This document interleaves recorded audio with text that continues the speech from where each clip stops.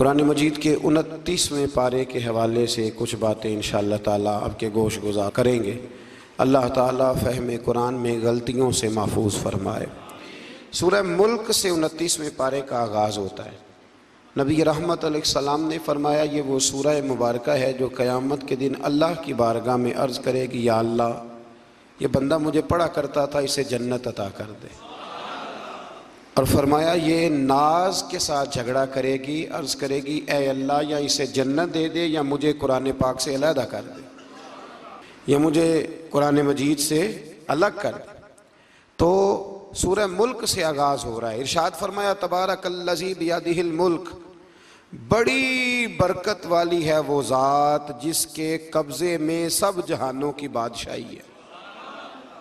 तबारकल्लज़ी बियदिहिल मुल्क, बड़ी बरकत वाली है वो ज़ात जिसके हाथ में तमाम जहानों की, वहुव अला कुल्लि शैइन कदीर, और वो हर चीज़ पर पूरी तरह कादिर है, पूरी तरह कुदरत रखता है। फरमाया अल्लज़ी खलक़ल मौत, वो जिसने मौत को खल्क किया, वल हयात, और जिसने ज़िंदगी को बनाया, किस लिए, लियब्लुवकुम अय्युकुम अहसनु अमला, ताकि तुम्हें आजमाए कि तुम में से किसका अमल बेहतर। मौत और हयात, पैदा होता है इंसान, जवान होता है, बड़ा होता है, पढ़ाई करता है, कारोबार करता है, पता नहीं कौन से बद्दोजज़र ज़िंदगी में देखता है, तो अल्लाह ने फरमाया इसका एक मकसद है। मकसद ये है कि पता चले तुम में से अच्छे अमल कौन करता है। तो हम यहाँ अमल करने आए हैं। क़यामत के दिन जो बात होगी वो आमाल की होगी, मकान जायदाद कार कोठी की बात नहीं होगी। तो आमाल, अच्छा अमल, अहसनु अमला के तहत मुफस्सिरीन ने लिखा है कि काम नेकी का जब भी करो ज़रा ज़्यादा ही अच्छा करके करो। वुज़ू करो तो सोना करके करो, नमाज पढ़ो तो ज़रा, आज गए पढ़नी जो है तो अब ज़रा सोनी करके पढ़ो। कुरान शरीफ की तिलावत करो तो ज़रा प्यारी करके। ज़रा, मैं मदरसे के बच्चों के साथ कभी कभी बैठता हूँ, उनसे बड़ा कुछ सीखने को मिलता है, तो कभी कोई बात उनको कहने का भी मौका मिलता है। तो मैं उन्हें कहा करता हूँ कि हमारे बुज़ुर्ग, मेरी अम्मा जी जब कुरान मजीद खोलती थी ना, तो जो वो रंग था ना बुज़ुर्गों का, हालांकि वो हदीसों में हमने नहीं देखा, लेकिन वो कभी हम जाके को बात करते थे ना, तो तिलावत के दौरान तो वो जल्दी से मुंह पे उंगली रखती थी कि चुप करो, मैं कुरान पाक पढ़ रही हूँ। और फिर शनील का गुलाफ, और फिर उस गुलाफ को अलहदा चूमना, कुरान पाक को अलहदा चूमना, और फिर उसको रेल में रखना, और फिर कई करके। तो हम जो आज हैं, तो हम उस अमल को इतना अच्छा करके नहीं करते, बस ठीक है, हर वक्त हाथ में कुरान मजीद रहता है, तो वो रवैया नहीं। तो काम करना है तो उसको क्या करें, अच्छा करके करें, ज़रा मज़ेदार करके करें। अमल करें तो ज़रा बेहतरीन अमल करें। लेकिन ना, नबी करीम ने ये नहीं फरमाया कि मैं तुम्हें अखलाक सिखाने आया हूँ, फरमाया मैं अखलाक आलिया की तकमील करने आया हूँ। यानी जो बड़ा इखलाक है ना, अहसन तरीन अमल, उसका मेरे नबी पाक ने दर्स इरशाद फरमाया। उसका एक सहाबी ने पूछा, या रसूल अल्लाह सल्लल्लाहु तआला अलैहि वसल्लम, बेहतरीन अमल कौन सा है, बेहतरीन अमल? तो हुजूर ने फरमाया, बेहतरीन अमल उस बंदे का है, उम्र लंबी हो पर काम सारे ही अच्छे हों। यानी तू अहसन तरीके से ज़िंदगी गुजारे, अच्छे तरीके से तेरा वक्त गुजरे। तो अमल जब भी करे ना, देखे ना, सदका और खैरात करना है तो तंग आके भी तो करना ही है ना, और गरीब को 10 चक्कर घर में लगवा के भी तो करना ही है ना, उसको 6 दफ़ा डांट के भी तो करना ही है। तो करना है तो लिहाजा सही करके कर दो। मतलब वो घर में खातूने खाना ने कपड़ों के लिए पैसे मांग लिए, तो 1.5 घंटे के लेक्चर के बाद भी तो देने ही है ना। क्या ख्याल है आपका? तो अगर वक़्त पे दे दिए जाएं तो चलो मामला ज़रा, या तो ना दें, बात ख़त्म हो गई। तो अगर आपने 1.5 घंटे के शदीद एहतजाज के बाद भी देने ही हैं, तो फिर यह है कि अमल को अच्छा करके कर लें, ज़रा उसमें खूबसूरती रहती है। अल्लाह ताला समझने की तौफीक अता फरमाए। बड़े खूबसूरत मज़ामीन हैं इस सूरह मुबारक में। आयत नंबर 19 में अल्लाह ने फरमाया कि क्या उन्होंने अपने ऊपर कभी पर फैलाए और कभी पर समेटे हुए परिंदों को नहीं देखा? क्या तुमने कभी देखा नहीं, कुछ परिंदे ऊपर उड़ते हैं तो पर फैलाए होते हैं और कुछ ने पर समेटे होते हैं। तो फरमाया उनको फिजा में रहमान के अलावा को रोक नहीं सकता। सिर्फ एक रब रहमान है जिसने उन्हें फिजा में, यार जहाज आपने देखा है, उसे कौन रोकता है? आप यकीन करें, कभी उस पर बैठा बंदा गौर करने लग जाए ना मैं कहाँ हूँ, तो हो सकता है परेशान हो जाए। कौन रोक के रखता है उसे? तो फरमाया ये रब की कुदरत है, जहाँ चाहे जिसको चाहे वहीं खड़ा फरमा दे। ये अल्लाह तबारक व तआला की कुदरत है। आयत नंबर 20 में अल्लाह की मदद करने और रिस्क अता करने का बयान है कि अल्लाह मदद भी करता है तुम्हारी और तुम्हें रिस्क भी अता करता है। आयत नंबर 23 में फरमाया कि अल्लाह वो है जिसने तुम्हें पैदा किया, तुम्हें सुनने, देखने और समझने की सलाहियतें अता की, मगर बंदे बड़े कम हैं, बड़े कम बंदे हैं जो अल्लाह की नेमतों का शुक्र अदा करते हैं। ये सोचने समझने की सलाहियत आपके ख्याल में छोटी नेमत है? बहुत बड़ी नेमत है। आप यकीन करें, बाद लोगों के पास सारा कुछ होता है लेकिन शऊर की दौलत नहीं होती, तो ये बहुत बड़ी नेमत है। इसका भी अल्लाह की बारगाह में शुक्र अदा किया करें। जब अल्लाह को अकल शऊर दे दे तो दूसरों को बेवकूफ़ समझने की बजाय ना उस नेमत पर अल्लाह का शुक्र अदा। आगे सूरह कलम है। इस सूरह मुबारका के अंदर अल्लाह तबारक व तआला ने ना कसमें इरशाद फरमाई और कसम खा के कहा कि महबूब आप कोई मजनून नहीं, आप कोई दीवाने नहीं, यकीनन आपके लिए ऐसा अजर है जो कभी ख़त्म नहीं होगा। और फिर फरमाया व इन्नका लअला खुलुकिन अज़ीम, महबूब जितने अजीम शान इखलाक थे ना, उन सब का हमने आपको मालिक बना दिया है। ये आला लफ्ज़ इस्तिलाह है, कब्ज़े के माना में आता है अरबी में। फरमाया हमने आपको इखलाक आलिया का मालिक बना, जितने अच्छे अखलाक हैं उन सब का अल्लाह ने नबी पाक को मालिक। और सब मुफस्सिरीन ने बड़ा कुछ लिखा, पर बरेली के इमाम ने एक जुमला लिखा तो बड़ा ही शानदार लिखा। आला हज़रत फरमाने लगे कि अखलाक ये नहीं कि जो काम अच्छा था वो नबी करीम ने किया है, बल्कि फरमाते हैं जिस जिसको हुजूर ने कर दिया वो अच्छा हो गया, जिस जिसको हुजूर ने कर दिया वो अच्छा। फरमाते रसूल करीम का मुस्कुराना भी अच्छा ही है और कभी दीन की मुखालिफों पर नाराज़ होना भी अच्छा ही है। नबी पाक अलैहिस्सलाम का बदर में तलवार उठाना भी अच्छा है और रसूल करीम सल्लल्लाहु ताला अलैहि वसल्लम का फतह मक्का के दिन माफ़ कर देना भी, ये सारा कुछ ही अच्छा है। बस जिसको हुजूर जब करते गए वो अच्छा होता गया। और हज़रत आयशा सिद्दीक़ा रदी अल्लाह ताला अन्हा से जब किसी ने पूछा था कि बताइए नबी करीम अलैहिस्सलातु सलाम के अखलाक आलिया कैसे थे, तो हज़रत आयशा सिद्दीक़ा कहने लगी तुमने कुरान नहीं पढ़ा? सारे अखलाक जो कुरान में हैं वो सारा मेरे रसूल पाक का अखलाक ही है, वो सारा मेरे नबी करीम अलैहिस्सलाम का अखलाक ही है, वो सारा अखलाक है रसूल पाक सैयद आलम सल्लल्लाहु ताला अलैहि वसल्लम। तो फिर इससे आगे जाके ना आयत नंबर 8 से अल्लाह तबारक व तआला ने रसूल करीम सल्लल्लाहु अलैहि वसल्लम को फरमाया कि कुफ़ार चाहते हैं कि दीन के मामले में आप इनसे बेजा रियायत बरतें, आप उन पर आसानी करें, खुली छुट्टी दे दें और जवाब में वो भी रियायत करेंगे। फरमाया ऐसा नहीं हो सकता, हक पर कोई समझौता नहीं हो सकता। इसके बाद एक दुश्मन रसूल सल्लल्लाहु अलैहि वसल्लम, मुफस्सिरीन ने उसका नाम वलीद बिन मुगीरा लिखा है, उसने नबी पाक अलैहिस्सलाम की गुस्ताखी की थी तो अल्लाह ने उसके 9 कभी बातें कुरान में बयान की, बड़ी बातें इरशाद फरमाई। फरमाया झूठी कस्में खाता है, नुक्ता चीनियाँ करता है, सख्त मना करने वाला है भलाई से और हद से बढ़ने वाला है। और आखिर में फरमाया उतिल्लिम बाद ज़ालिका ज़नीम, फरमाया ये ना है ही बद असल, इसकी असल में ही मसला है। ये कितनी सख्त बात है, जब नबी करीम के बेअदब की बात होती है तो फिर बातें सख्त ही होती हैं। ये कुरान मजीद ने सख्त बातें फरमाया कि ये इसकी असल में ही मसला है महबूब।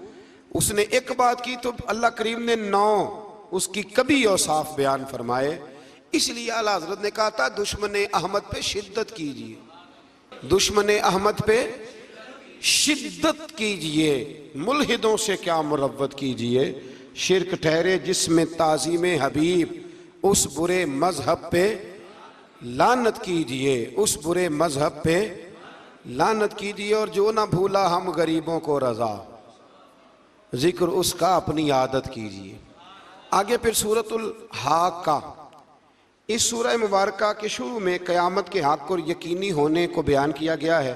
फिर कौम समूद और कौम आद और फ़िरौन पर नाजिल होने वाले आज़ाब का जिक्र है। ये सारे मज़ामीन पहले बयान हो चुके हैं ना जी, माशाअल्लाह तफसील से हम सुन चुके हैं। कौम आद, कौम समूद, इन सब के बारे में इस सूरह मुबारका में अल्लाह ने बयान फरमाया। इसी सूरह की आयत नंबर 19 से बताया कि क़यामत में जिसके नामा या माल उसके दाएं हाथ में दिया जाएगा, ये उसके सुरखरू होने की अलामत होगी।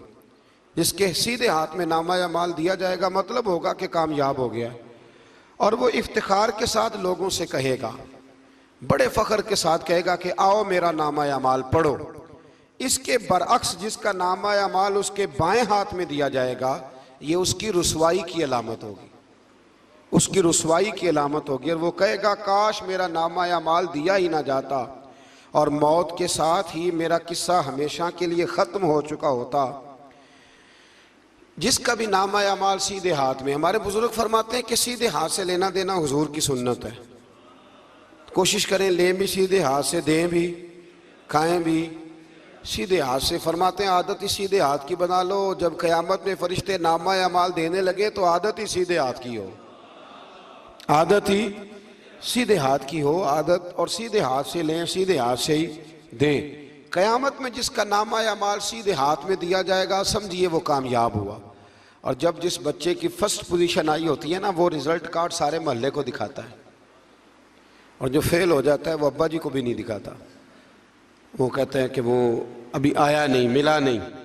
क़यामत के दिन भी जो कामयाब होंगे ना, वो दुनिया को बताएंगे कि अल्लाह ने फजल कर दिया है, और जो नाकाम हो मुँह छुपाते फिरेंगे। अल्लाह हमें पर्दा पोशी अता फरमाए। फिर आगे सूरतुल मारिज है। इस सूरत के शुरू में ही अज़ाब क़यामत का एक बार फिर बयान है कि हशर का एक दिन 50,000 साल के बराबर होगा।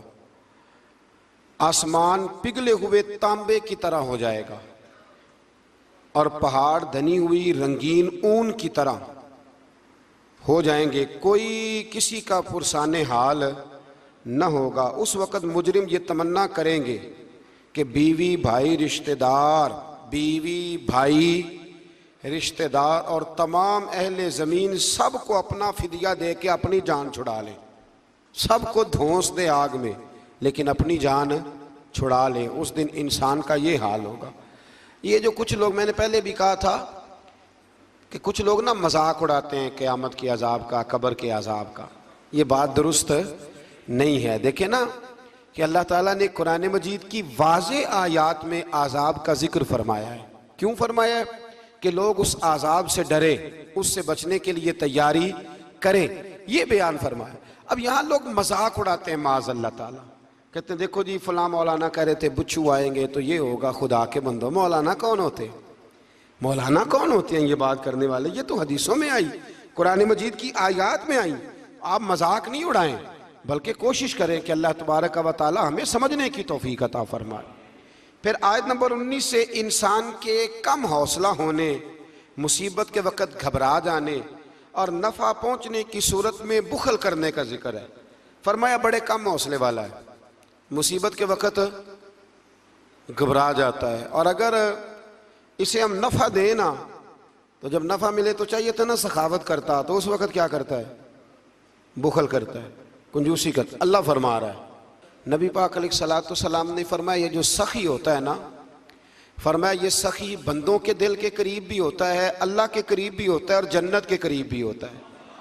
और फरमाया ये जो बखील होता है ना, बखील, ये बंदों से भी दूर ही होता है, बंदों से भी दूर है, जन्नत से भी दूर है, और अल्लाह तबारक व तआला के कुर्ब से भी दूर है। और हुजूर फरमाते हैं जब सुबह सूरज तुलू होता है तो फरिश्ता दुआ करता है, अल्लाह सखी को ज़्यादा अता फरमा, और कहता है या अल्लाह जो कंजूसी करे ना उससे रोक ले, उसे ना दे, इसलिए कि जब वो नहीं दे रहा। बड़ी खूबसूरत मिसाल अल्लामा इस्माइल हकी ने लिखी है। आप फरमाते हैं कुएं से सारा पानी ख़त्म हो जाए तो नीचे से ताज़ा आ जाता है, और अगर पानी ख़त्म ना हो, अंदर ही पड़ा रहे तो बासी हो जाता है। तो ऐसा होना चाहिए कि एक दफ़ा सारा पानी ख़त्म, मैं आपको सारा माल सदका करने को नहीं कह रहा, लेकिन हजरत अबू बकर सिद्दीक ने कई दफ़ा ये काम किया। हिजरत की रात भी सारे पैसे ही ले गए, तबूक के दिन भी सारे पैसे खर्च कर दिए। हुजूर ने ऐलान किया तो सारे पैसे ही। मौलाना हसन रजा साहब फरमाया करते थे आला हजरत के भाई, बयां हो किस जुबान से मर्तबा सिद्दीक अकबर का, कि महबूब खुदा महबूब है सिद्दीक अकबर का। और लुटाया राह हक ने घर कई बार इस मोहब्बत से, कि लुट लुट कर हसन घर बन गया सिद्दीक अकबर का। लुट लुट कर हसन घर बन गया सिद्दीक अकबर का। तो कंजूसी से बचने की कोशिश करें। हाँ, इस्लाम फजूल खर्ची से मना करता है, फजूल खर्ची नहीं करें, लेकिन जहाँ खर्च करना हो वहाँ से कंजूसी भी न करें। फिर इससे आगे सूरह नूह का जिक्र है। इस सूरह के शुरू में ही नूह अलैहिस्सलाम का अपनी कौम की तरफ मबूस होने पर कौम को अल्लाह की इबादत की दावत देने और गुनाह छोड़ने का जिक्र है। फिर हज़रत नूह अलैहिस्सलाम ने जो अपनी कौम के बारे में अल्लाह से फरियाद की कि अल्लाह ये नहीं मानते, फिर अजाब आया, तो उस सारी बात का अल्लाह ने सूरह नूह के अंदर जिक्र फरमाया। फिर आगे सूरतुल जिन्न है, सूरह जिन्न। मैंने आपको पिछले कुछ असबाक में भी बताया था कि जिन्न नबी करीम अलैहिस्सलाम के ग़ुलाम थे, हुजूर का कलमा पढ़ते थे। जिन्नात मुसलमान होते हैं, बिला वजह किसी को तंग नहीं करते। हमारे यहाँ जितना शोर है ना जिन्नात के आने का, इतने आते नहीं, इतना काला जादू होता नहीं जितना कि हम लोगों ने समझ लिया है। कुरान मजीद की आखिरी 2 सूरतें पढ़ें, अल्लाह अपनी रहमत फरमाने वाला है, अल्लाह करम नवाजी करने वाला है। इस सूरत में इस अमर का बयान हुआ है कि जिन्नात जो थे वो आलम बाला में खबरों की सन गन के लिए, खबरें तलाश करने के लिए जाया करते थे, मगर अब वो वक्त आ गया है कि आलम बाला में उनका दाखिला बंद कर दिया गया है। एक वक्त था कि जिन्नात खबरें सुनने गिनने के लिए चले जाते थे, अब उनका दाखिला अब वहाँ की खबरें बता सकते। यानी को बाबा जी अगर कह देना कि मुझे जिन ने बताया है कि तेरी इतनी रोज़ी है, इतनी बांध है, तब तू मर जाएगा, तो ये बात इसलिए दुरुस्त नहीं कि अब जिन्नों का वहाँ जाना वैसे ही बंद हो गया। तो अब बाबा जी तो आपको पता है ना, ये भी कह देते हैं इल्ला माशाल्लाह कि वो चीज़ें पैसे मांगती हैं। यानी बड़ी बड़ी अजीब फ़लसफ़े के साथ ना वो चीज़ें पैसे मांगती हैं। तो मैंने कहा मतलब चीज़ों का पैसे मांगना तो समझ में नहीं आता, या फिर कोई ऐसी बात बता दी जाती है कि जिससे वो पैसे देने वाला माहौल बन जाता है। तो फरमाया अब इनका वहाँ जाना बंद है, और जो भी जाता है मुहाफिज उनका रास्ता रोक लेते हैं और आग के गोले उन पर बरसाए जाते हैं अगर आसमानों पर जाने की जिन कोशिश करें। जिन्नात ने मशवरा किया कि पूरे रूए ज़मीन का जायज़ा लेके देखें आखिर ये सारा मंजर क्यों तब्दील हो गया, तो ज़रूर कोई बड़ी तब्दीली आई है। हज़रत इब्ने अब्बास रज़ियल्लाहु तआला अन्हु ने बयान किया कि इनकी एक जमात मक्के की तरफ गई और वहाँ नबी पाक अलैहिस्सलाम अकाज़ के बाज़ार में अपने असहाब को सुबह की नमाज पढ़ा रहे थे। उन्होंने ये कुरान सुना और फिर जिन जाके दूसरों को कहने लगे कि ऐसा कुरान सुन के आए हैं कि जैसा कभी नहीं सुना। तो आओ फिर महबूब करीम की बारगाह में चलते हैं। खुद भी मुसलमान हुए और अपनी कौम को भी इस्लाम की दावत दी। इसकी आयत नंबर 26 में अल्लाह तबारक व तआला ने फरमाया, ये सूरह जिन जो है ना, इसकी आयत नंबर 26 अल्लाह करीम ने इरशाद फरमाया, आलिमुल गैबी फला युज़हिरु अला गैबिही अहदा। फरमाया गैब का जानने वाला अपने गैब पर किसी को मुत्तले नहीं करता। गैब का जानने वाला आगाह नहीं करता अपने गैब पर किसी को भी। आगे फरमाया इल्ला मन इर्तदा मिर रसूल, लेकिन अपने रसूलों में से जिसको पसंद करता है इस काम के लिए चुन लेता है। किसी आम बंदे को गैब पर मुत्तले, ये आयत नंबर 26 मैंने कितनी दफ़ा याद कराई आपको। तो भाई अकायद जो होते हैं वो जब से हम कुरान मजीद पढ़ रहे हैं जगह जगह अकायद आए हैं अहले सुन्नत के, जगह जगह आए। तो आप समझे ना कि ये अकीदा जो होता है ये शेर से साबित नहीं होता, ये कुरान हदीस से साबित होता है। शेर तो एक ज़ौक़ का नाम है। तो फरमाया आम आदमी को अल्लाह गैब पर इत्तला नहीं देता, पर अपने रसूलों में से जिसको चाहता है इस काम के लिए चुन लेता है। तो बताइए नबी पाक से बढ़ के भी अल्लाह किसी को चाहता है? हुजूर ने फरमाया खबरदार हो जाओ, उसने मुझे अपना महबूब बनाया है। आला व अना हबीबुल्लाह, खबरदार मैं अल्लाह का हबीब बन के आया हूं। तो इल्म गैब अल्लाह ने अपने रसूल को दिया। और उसकी बरकत से नबी करीम अलैहिस्सलाम ने दीन का बहुत सारा काम किया। हबीब करीम अलैहिस्सलाम ने बहुत सारी बातें, और बहुत सारे ऐसे लोग हैं जो सिर्फ हुजूर का गैब देख के ईमान लाए, यानी ईमान ही गैब देख के लाए। खुद हजरत अब्बास नबी करीम के चचा, वो जब बदर के लिए आने लगे ना, वो आना उस वक्त भी नहीं चाह रहे थे, पर कबीले और बरादरी ने मजबूर करके उन्हें साथ तैयार किया। वो आए ना तो जो घर में सोना पड़ा था ना, वो एक जगह पे छोड़ आए। अपनी बीवी को कहने लगे कि मैं आ गया तो निकाल लूंगा, और अगर मैं कत्ल कर दिया गया तो तू ना निकाल के बच्चों पे खर्च कर देना। तो नबी पाक अलैहिस्सलाम के पास जब ये कैदी होके आए तो हुजूर ने फरमाया, चचा फिदिया दो, इतने पैसे दो, चले जाओ। तो कहने लगे मेरे पास तो शय ही कोई नहीं। वो जो 15 दिन उम्रे वाले वहां रहते हैं ना, वो 2.5 मन की शॉपिंग कर लेते हैं, और जब कस्टम वाला कहता है पैसे दो तो ताज़ा उम्रा किया होता है, कहते शय ही कोई नहीं। ये जुल्म है, ताज़ा उम्रा किया अभी आए हैं। हाँ जी, तो मतलब इतनी वो खस्ता हाली हो जाती है। ये मैं प्रैक्टिकल बता रहा हूँ अल्लाह के फजल से। एक से मैंने कहा तो मुझसे ले ले, कहता चुप करो तुसी को बिच बोल दे। मैंने कहा मुझसे ले लो, दे देना, कहते तू छो। वो भाई छोड़े, आप क्यों गलत बात करते हैं। तो बहुत सारे बंदे होते हैं जो कहते हैं शय कोई नहीं, बिल्कुल कोई शय नहीं। हाँ, कोई प्लाट सस्ता बिक रहा हो तो पैसे निकल आते हैं, फिर कहते मैं फड़े ने किसी को लो, भाई को खा जाएगा। चले ठीक है, आप छुपाएं अपनी दौलत को, लेकिन इन लफ्जों के साथ नाशुक्री करना कि शाही कोई नहीं, ये मामला दुरुस्त है। तो हजरत अब्बास ने भी ना नबी करीम की बारगाह में अर्ज किया, हुजूर कोई शय नहीं, कहां से दूं। तो हुजूर मुस्कुराए। हुजूर ने फरमाया, चाचा जब घर से निकलने लगे थे तो वो अकेले में मेरी चची को बुला के जो पैसे दे के आए थे, और वो उसको कह के आए थे कि मैं आ गया तो मैं तुम्हें बताऊंगा क्या करना है, ना आया तो फिर निकाल के बच्चों पे खर्च कर देना। ये सुनकर हजरत अब्बास पे राशा हुआ तारी। ये सुनकर हजरत हफीज जलंधरी कहते हैं, ये सुनकर हजरत अब्बास पे राशा हुआ तारी कि पैगंबर तो रखता है दिलों की भी खबरदारी। ख्याल आया मुसलमान नेक व बद पहचान जाते हैं, और मोहम्मद आदमी के दिल की बातें जान जाते हैं। मोहम्मद आदमी के दिल की बातें जान जाते हैं, और कोई गैब तुमसे नेहा हो भला, जब खुदा ही ना छुपा रहा। तुम पर करोड़ों दुरूद व सलाम, जब खुदा ही ना छुपा रहा। कितनी अजीब बात है। यहाँ भी लोग तराजू लेके बैठे। इकबाल से किसी ने कहा कि 2 उलमा की बहस है, कहता है हुजूर को गैब नहीं, दूसरा कहता है आओ चले। तो इकबाल कहने लगे मुझे शर्म ना आएगी, मैं वहां चला जाऊं जहां लोग मेरे नबी का इल्म तोलने के लिए तराजू लेके बैठे हैं, हुजूर का इल्म तोल रहे हो। इकबाल कहने लगे मेरे नबी के तो गुलामों का इल्म नहीं तोला जा सकता, तुम हुजूर के इल्म की बात करते हो।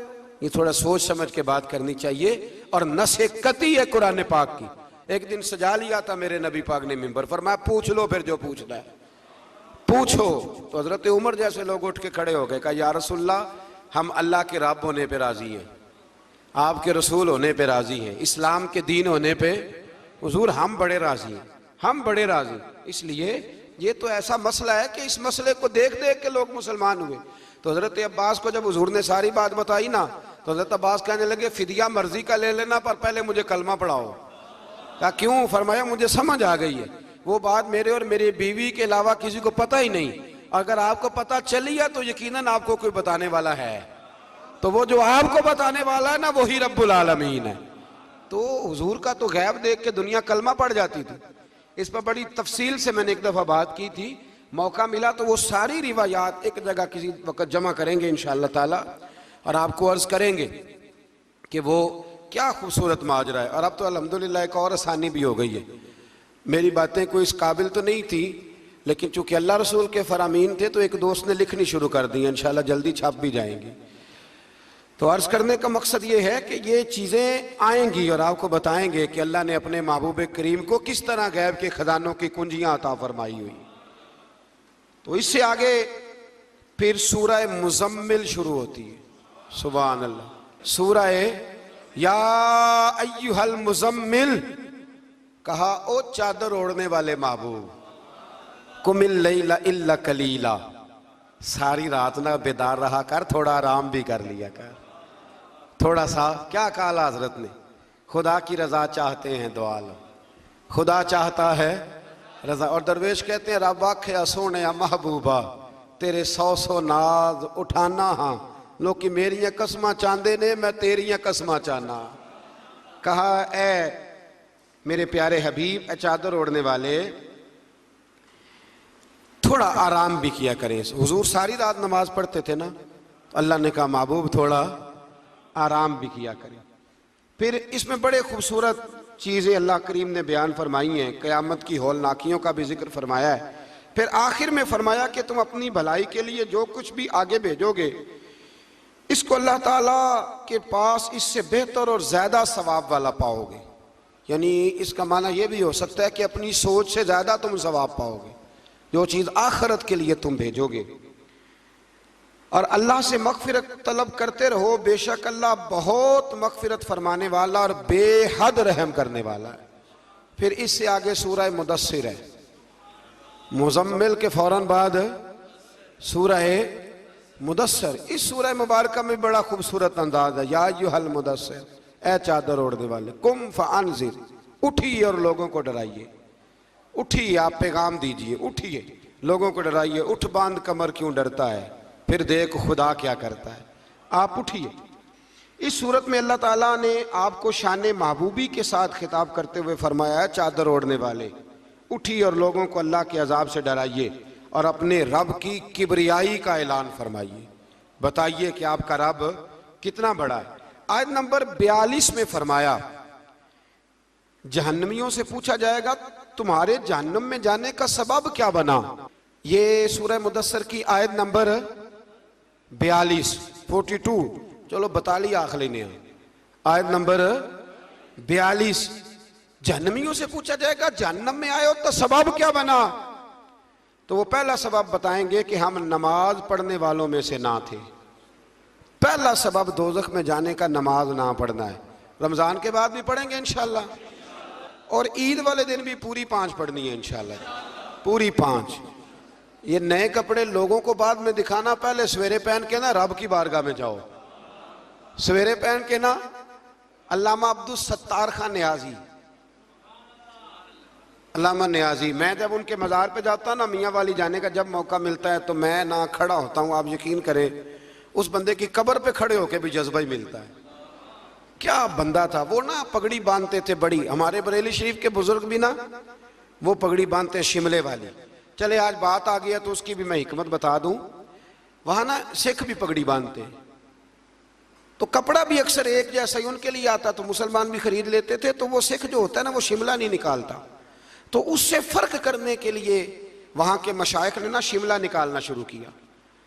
तो मैं शादी बांधा करता था, तो एक दफ़ा मुझे हज़रत मुफ्ती तहसीन रज़ा साहब रहमतुल्लाह ताला अलैह फरमाने लगे शिमले वाली बांधा करो। तो मैंने कहा हुज़ूर अब छोटे लोगों को तो अच्छी नहीं ना लगती। तो फरमाने लगे लोगों को थोड़ी दिखानी है, ये तो रसूलुल्लाह की सुन्नत है, तो आप शिमले वाली बांधे। जब हम जो कह रहे हैं तो मैं भी अक्सर वो पगड़ी बांधता हूँ, और कभी बहुत बड़ी बांधते थे। तो अल्लामा न्याजी पगड़ी बांधते थे, तो जिन लोगों ने देखा बड़ी ऊंची होती थी, वो बड़ी ऊंची पगड़ी और हाथ में छड़ी होती थी, और कभी वो तकरीर करते थे तो ज़मीन पे लगाते थे, तो पता चलता था कि मर्द बात कर रहा है। और अल्लामा इकबाल के डायरेक्ट शागिर्द थे अल्लामा अब्दुल सत्तार न्याजी, शागिर्द। वो मदीना शरीफ जाने लगे ना, तो किसी ने उनसे कहा न्याजी साहब ये पगड़ी उतार के जाओ, ये पगड़ी उतार के जाओ। तो अल्लामा न्याजी साहब फरमाने लगे क्यों उतार के जाऊं, पहन के जाऊंगा। जब हुजूर की बारगाह में न्याजी का सर झुकेगा तो शिमला भी झुकेगा, और दुनिया को पता चलेगा जिसका सर कभी कहीं नहीं ना झुकता, इस रोजे पे आके उसकी गर्दन भी झुक जाया करती। इसलिए साथ लेके जानी है पगड़ी, ताकि लोगों को पता चले। तो आप नए कपड़े पहन के ना कभी साज संवर के मस्जिद भी जाया करें, खूबसूरत हो के। कुरान मजीद ने कहा गालिबन 9वें पारे में है कि नमाज के वक्त जीनत इख्तियार करो, अच्छे बन के। तो नए कपड़े पहन के ना ईद वाले दिन 5 नमाजें पाबंदी से पढ़नी है इंशाअल्लाह ताला। ये रश देखना है इंशाअल्लाह ताला, पता चलेगा कि रमज़ान के रोज़ों ने असर किया हमारे ऊपर। तो जहन्नमियों से पूछा जाएगा दोज़ख में आने का सबब क्या बना, तो कहेंगे हम नमाज पढ़ने वालों में से ना थे। और दूसरी बात ये कहेंगे कि हम मिस्कीन को खाना नहीं खिलाते थे। दोज़ख में जाने का दूसरा सबब कि तौफीक के बावजूद लोग मिस्कीनों का ख्याल नहीं रखते। और तीसरी बात वो ये कहेंगे कि हम लगव कामों में मशगूल रहते थे। लगव काम, बेहुदा काम उसको कहते हैं जिसका फायदा कोई नहीं। ये बड़े बड़े सियाने लोग गेमें खेलते हैं, सियाने लोग, अक्लमंद लोग, तो ये जहन्नम में जाने का तीसरा सबब कुरान ने बयान किया। लगविया, फट्टे पे बैठ गए, फजूल बात शुरू कर दी। भाई इससे बेहतर था तो कुरान मजीद की तिलावत करता। ऐसे ही बिला वजह लगवियात हैं ये सारी। मैं मना नहीं करता खाना खाने के लिए कभी ज़रूर जाएं, लेकिन ये माहौल ही बना लेना कि आज तुझे पार्टी है तो कल मुझे पार्टी है तो परसों उसको पार्टी है, तो ये शुगल मेला हर वक्त का। मुसलमान के पास तो इतना वक्त ही नहीं। एक दोस्त मुझे कहने लगे कि मैं आजकल बड़ा बोर हो रहा हूँ, तो मैंने कहा तो असल में फारग है, वरना हमारे पास तो टाइम ही कोई नहीं बोर होने का। बंदा मतलब को फुर्सत मिले तो बोर हो ना, पता नहीं कहाँ से लोग टाइम निकाल लेते, अब बोर भी हो लेते। तो आप लगवियात से बचे। लगव काम करना जहन्नुम में जाने का तीसरा सबब है। ये कुरान मजीद ने इस सूरह मुबारका की आयत नंबर 42 में इरशाद फरमाया। और चौथे नंबर पर कहेंगे हम क़यामत के दिन को झुटलाते थे कि मौत हमारे सर पे आ गई। ये 4 काम है जो जहन्नम में जाने का सबब बनेंगे। नमाज ना पढ़ना, पहला काम मिस्कीन को खाना न खिलाना, और तीसरा लगव और फजूल कामों में मशगूल रहना, बिल्कुल किसी कोई फायदा ही नहीं वो काम करते रहना, बिल्कुल बेमाना बेमकसद काम करना। और चौथे नंबर पे कहेंगे कि हम क़यामत के दिन को, आज भी कुछ लोग कह देते हैं कि मरेंगे तो देखी जाएगी। मसलन क्या देख लेंगे आप, इतनी बड़ी जुर्रत, इतनी बड़ी। अल्लाह ताला हमें समझने की तौफीक अता फरमाए। सूरतुल क़यामा शुरू हो जाती है जी इससे आगे। इस सूरह मुबारका के अंदर अल्लाह तबारक व तआला ने इन लोगों के बारे में जो आखिरत के मुनकर हैं, अल्लाह ताला ने कसम जिक्र फरमा के इरशाद फरमाया, क्या इंसान ने ये गुमान कर रखा है कि हम मरने के बाद इसकी हड्डियों को जमा नहीं करेंगे? क्यों नहीं, हम इस बात पर कादर हैं कि इनकी उंगलियों के पोरे जैसे पहले थे वैसे ही बना देंगे। यानी उंगलियां तक तुम्हारी जमा कर ली जाएंगी, उंगलियां तक। क़यामत के दिन तुम्हें किसी की कब्र खुली तो उसको देखा कि हड्डियों का पिंजर बन गया, लेकिन अल्लाह उसे भी क़यामत में जमा फरमाएगा दोबारा से। और वो मिसाल मैं तीसरे चौथे पारे में दे चुका हूँ, जब हज़रत इब्राहीम अलैहिस्सलाम ने जानवरों का, परिंदों का कीमा करके रखा था और कहा पुकारिए, तो वो सारे अपने परों पर दौड़ते हुए हाजिर हो गए थे। आगे सूरह दहर शुरू होती है। सूरह दहर ये 29वां पारा है, और इसमें सूरतें अगरचे छोटी छोटी हैं पर क्या बात है सब सूरतों की। हर सूरह मुबारका बड़ी अपने अंदर इम्तियाजी शान रखती है। सूरह दहर में फरमाया हल अता अलल इंसानीहीनुम मिनद दहरि लम यकुन शैय्यम मज़कूरा। फरमाया बेशक गुजरा है इंसान पर ज़माना एक ऐसा कि जब वो कोई काबिल ज़िक्र चीज़ नहीं था। एक वक़्त था कि जब कोई इसका ज़िक्र था कि नहीं, वो वक़्त भी जब ना नाम था ना वल्दियत थी। फिर दुनिया में आके लोग समझते हैं कि मैं उठता हूँ तो ज़माना उठता है, मैं बैठता हूँ तो ज़माना मेरी वजह से निज़ाम चलता है। तो अल्लाह फरमाते हैं हीन मिनद दहरि लम यकुन शैय्यम मज़कूरा, तेरा तो जिक्र ही कोई नहीं था, तेरा तो जानता ही कोई नहीं था, ये तो रब ने तुझे पैदा किया है। तो अब तू समझता है कि मैं कोई चीज़ हूँ। बड़े बड़े लोगों की कब्रों पे जाओ, कोई पूछने वाला नहीं, कोई नहीं। वो जो कह देते थे तो कानून बनता था, कानून जिनके साइन करने से लोग फांसी से बच भी जाते थे और फांसी लग भी जाते थे। आज उनका जानने पहचानने वाला कोई नहीं। तो इंसान ना भूल जाता है, भूल जाता है। एक दौर वो भी होता है, एक दौर वो भी होता है जब बस में बैठने को जगह कोई नहीं देता, और एक दौर वो भी होता है कि दर्जनों कारें लेके लोग गलियों में खड़े होते हैं। इंसान को सारे वक्त याद रखने चाहिए, इसे भूलना। हुजूर अलैहिस्सलाम अक्सर फरमाया करते थे कि मैं तो उस माँ का बेटा हूँ जो गोश्त के खुश्क टुकड़े खा के भी गुजारा कर लेती थी, गोश्त के खुश्क टुकड़े खा के भी गुजारा कर लेती थी। और हज़रत उमर फ़ारूक की ज़ुबान पर यह जुमला सारी उम्र रहा कि मैं ऊँट चराने वाले का बेटा हूँ, यानी सारी ज़िंदगी रहा। लोग भूल जाते, भूल जाते। महमूद गज़नवी ने अय्याज़ को बड़ा नवाजा। लोगों ने शिकायत की कि अय्याज़ तो आपसे तोहफे ले लेके तो जंगल में जमा कर रहा है दौलत। महमूद कहने लगे तुम्हें कैसे पता? कहने लगे असर के बाद कहाँ जाता है रोज़, पता है? लगा नहीं। तो कहा फिर आपको आज तक यही नहीं पता कि असर? महमूद कहने लगे वाकई यार, इसने कभी बताया नहीं असर के बाद कहाँ होता है। असर की नमाज पढ़ के महमूद अय्याज के पीछे पीछे गए तो जंगल में जाके ना एक झोंपड़ी, अंदर से कुंडी लगा ली, सिपाही साथ थे। महमूद ने गुस्से से दरवाज़ा बजाया, खटखटाया, और याज ने झट से दरवाज़ा खोला। महमूद धक्का दे के अंदर गए तो देखा तो एक फटी हुई चटाई, एक पुराना कुर्ता, टूटे हुए जूते, एक पगड़ी और थोड़ा सा ना सामान हल्का फुल्का बिखरा पड़ा है। ये क्या है, क्यों आते हो यहाँ, बताया क्यों नहीं? तो याज कहने लगे बादशाह मैं यहाँ ना रोजाना अपनी औकात याद करने आता। क्या मतलब? कहने लगे जब मैं तेरे पास आया था तो ये वाला मैंने पहना हुआ था लिबास, ये मेरे घर की कुल मालियत थी, तू बादशाह है। आज अगर तू नाराज हो जाए तो कौन पूछ सकता है?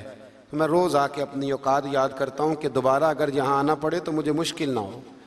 मुल्ला रूमी से किसी ने कहा था खशियत क्या होती है, तो आप फरमाने लगे एक मांगने वाली से एक बादशाह ने निकाह कर लिया था। मांगती थी, बादशाह को पसंद आ गई, शादी हो गई, तो सारा दिन रोती थी, सारा दिन रोती थी।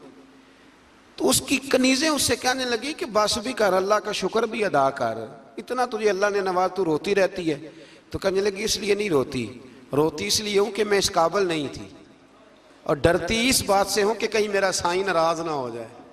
मैं तो गलियां दा रूड़ा कूड़ा, मैं गलियां दा रूड़ा कूड़ा, ते मैनू महल चढ़ाया। एक मेरा संगी ना बड़ा महंगा स्वेटर ले आया मेरे लिए, कुछ ज़्यादा ही महंगा था वो। मैंने उसे कहा यार ये रख ले तू। कहने लगे हम ले आए तो बस कबूल करें। तो मैंने कहा मेरी अम्मा ना क्रोशिये से मेरे लिए स्वेटर बनाती थी, क्रोशिये की टोपी। पता नहीं क्रोशिये का भी नई नस्ल को पता हो कि ना हो, तो वो अम्मा जी ने बना के दिया। तो फिर उसके बाद मेरे छोटे भाई ने भी पहना, फिर मेरा एक भांजा ले गया छोटा, उसने भी पहना।